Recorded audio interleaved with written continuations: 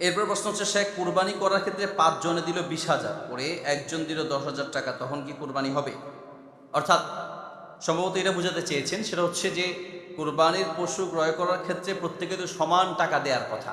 এখন কেউ যদি একটু কম দেয়, ধরেন 20,000 করে দেওয়ার কথা, একজন হয়তো 10,000 টাকা দিল, তাহলে সেক্ষেত্রে কোরবানি হবে কিনা? উত্তর হচ্ছে, প্রত্যেকে 20,000 দেওয়ার কথা, একজন 10,000 দিয়েছে, বাকি ভাগিদাররা যদি মেনে নেয় বা কেউ যদি তার সাথে অংশগ্রহণ করে তাহলে অসুবিধা নেই।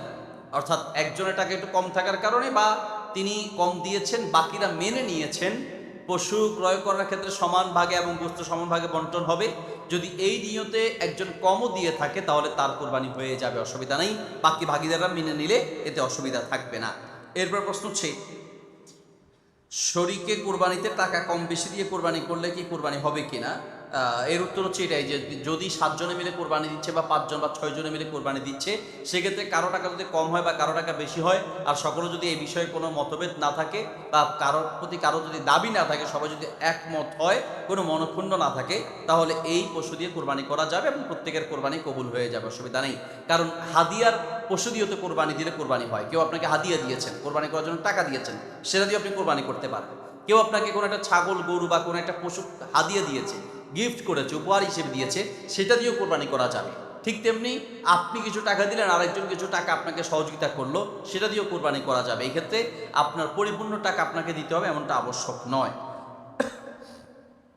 এরপর প্রশ্ন হচ্ছে, মুফতি সাহেব, ওজন করে পশু ক্রয় করে কোরবানি করলে কোরবানি হবে কি না? বর্তমানে গরু ছাগল ওজন করে বিক্রির প্রবণতা দেখা দিয়েছে। এতে কিছু মাওলানা বলেছেন যে এভাবে ক্রয় বিক্রয় জায়েজ আছে, আর কেউ বলছেন যে ক্রয় এভাবে জায়েজ নাই। আমাদের করণীয় কি? উত্তর হচ্ছে, ওজন করে পশু ক্রয় করা জায়েজ আছে কিনা সেখানে দেখতে হবে কেন ওজন করছে। যদি এমনটা হয় যে এই গরুটার দামটা নির্ধারণ করার জন্য ওজন করছে, অর্থাৎ এই গরুটায় কয় মন গোস্ত হতে পারে এবং কত টাকা দাম আসতে পারে, এটা অনুমান করার জন্য কেউ যদি পশু ওজন করে থাকে তাহলে এটা জায়েজ আছে।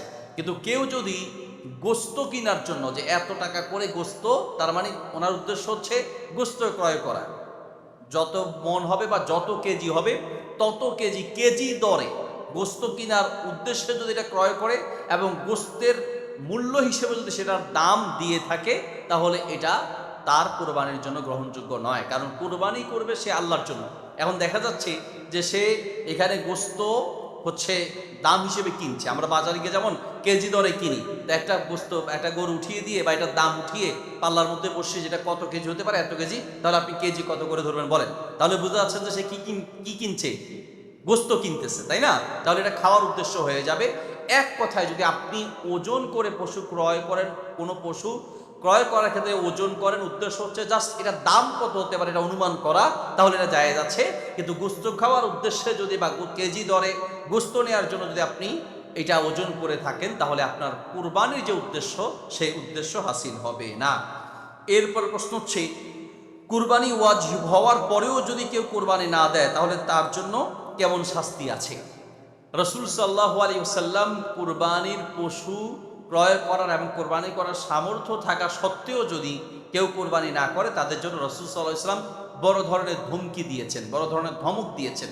আর যে ধমকের কারণে ওলামায়ে কেরাম, অধিকাংশ ওলামায়ে কেরাম এবং গ্রহণযোগ্য মত হচ্ছে কোরবানি করা ওয়াজিব। সেই ধমকটা কি? নবী সাল্লাল্লাহু আলাইহি ওয়াসাল্লাম বলেছেন, মান কানা লাহু সাআতুন ফালাম ইউদাহি ফালা ইয়াকরাবান্না মুসাল্লানা। যে ব্যক্তি কোরবানি করার সামর্থ্য রাখে, অর্থ আছে, টাকা পয়সা আছে, সামর্থ্য আছে, এরপরেও যদি সে কুরবানি না করে, তাহলে ওই ব্যক্তি যেন আমাদের ঈদগাহে না আসে। কত বড় ধমক! নামাজ পড়ার জন্য, ঈদগাহে আসার জন্য সরাসরি রাসূল সাল্লাল্লাহু আলাইহি ওয়াসাল্লাম নিষেধ করে দিয়েছেন।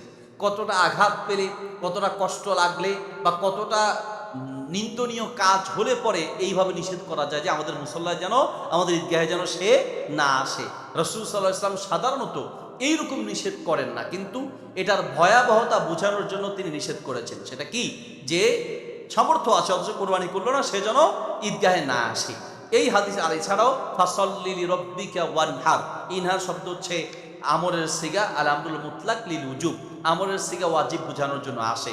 কোনো আমলের শব্দ, নির্দেশসূচক শব্দগুলো ওয়াজিব বোঝানোর জন্য আসে ইত্যাদি মিলিয়ে এটা ওয়াজিব। সেই হিসেবে যদি কেউ কোরবানি না করে তাহলে ওয়াজিব তরকের গুনাহগার হওয়ার মতো অনেক দলিল রয়েছে ইত্যাদি সব মিলিয়ে সাধারণ অবস্থায় কোনো ব্যক্তির সামর্থ্য থাকলে অবশ্যই তার উচিত কোরবানি করা।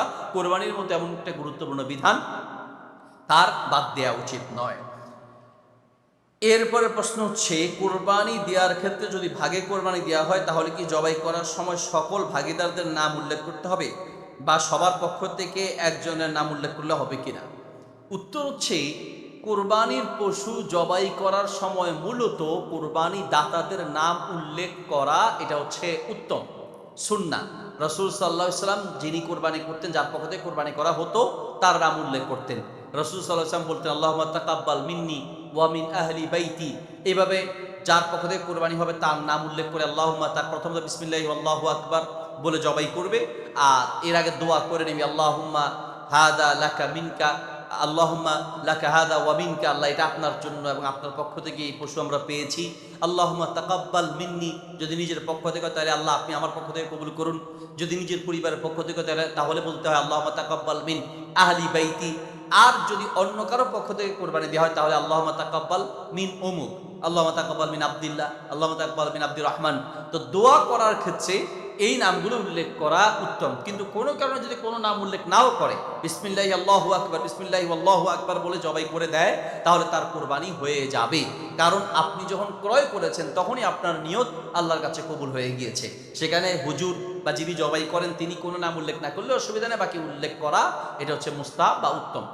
বাকি আরো একটা কারণে নাম ওলামায়ে কেরাম জিজ্ঞেস করে, তবে এখানে আমরা একটা মারাত্মক ভুল করি যে অমুক অমুকের নামে কোরবানি হবে, নামে না অমুক অমুকের পক্ষ থেকে কোরবানি হবে এটা বলতে হবে।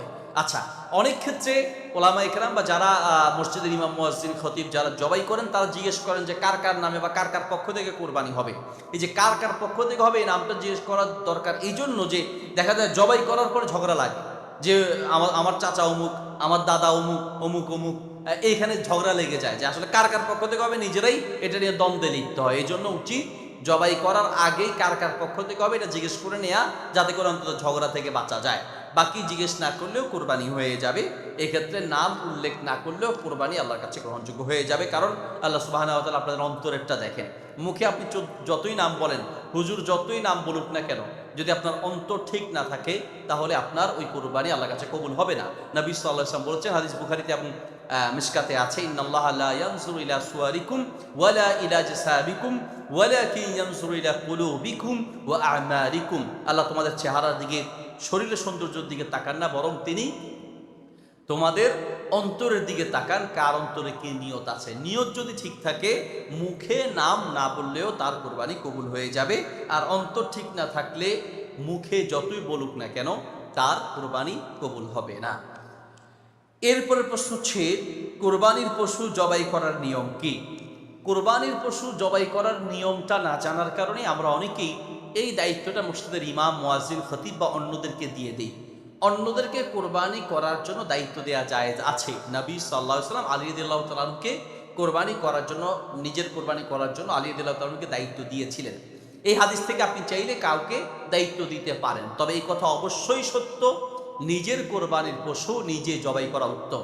অনেকে মনে করে থাকেন যে আমি যে আমার কোরবানির পশু জবাই করব, আমি তো দোয়া জানি না, কি দোয়া পড়তে হয় জানা নেই। একদম সহজ, কোনো দোয়া না পারলেও শুধু যদি বিসমিল্লাহি আল্লাহু আকবার, একজন মুসলিম অন্তত এতটুকু তো আমরা পারি, বিসমিল্লাহি আল্লাহু আকবার এটা বলে জবাই করলে হবে। শুধু বিসমিল্লাহ বলে জবাই করলে হয়ে যাবে, বিসমিল্লাহি আল্লাহু আকবার বলে জবাই করলে হয়ে যাবে। হ্যাঁ, পাশাপাশি কিছু দোয়া আছে, অনেকগুলো দোয়া অনেক রায়তে আছে, যদি পারা যায় সেগুলো পড়তে পারলে ভালো। বিশেষ করে আল্লাহুম্মা হাযা মিনকা ওয়া লাকা, এরপরে আল্লাহুম্মা তাকাব্বাল মিন্নি, আল্লাহ আপনি আমার পক্ষ থেকে কবুল করুন, অথবা আমার পরিবারের পক্ষ থেকে আল্লাহুম্মা তাকাব্বাল মিন আহলি বাইতি, অথবা যার পক্ষ থেকে কোরবানি হচ্ছে তার নামটা উল্লেখ করা, আল্লাহুম্মা তাকাব্বাল, আল্লাহুম্মা হে আল্লাহ তাকাব্বাল মানে আপনি কবুল করুন, মিন অমুক, আব্দুল্লাহ হলে মিন আব্দুল্লাহ, আব্দুর রহমান মিন আব্দুর রহমান, মাহমুদ হলে মিন মাহমুদ, মাসউদ হলে মিন মাসউদ, কথার কথা এইভাবে যার নাম হবে তার নামটা মিনের পরে উল্লেখ করা।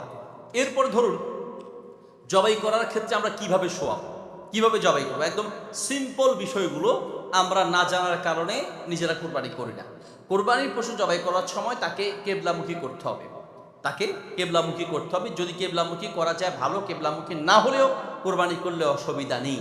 কোন বরাবর আমরা ছুরিটা চালাবো, সেই ক্ষেত্রে হচ্ছে একটা পশুর কান টান দিলে তার যে কন্ট্রোলে উঁচু জায়গা আছে, এই জায়গাটা বরাবর ছুরি চালালেই হবে। অনেকে বলেন যে একবারে বেশি চালানো যাবে না, তিনবারে বেশি চালানো যাবে না। না, এটা যতক্ষণ না তার রক্ত প্রবাহিত হয়, এই জন্য যদি একটু ছুরি চালাতে গিয়ে সংখ্যা বেশি হয় অসুবিধা নেই।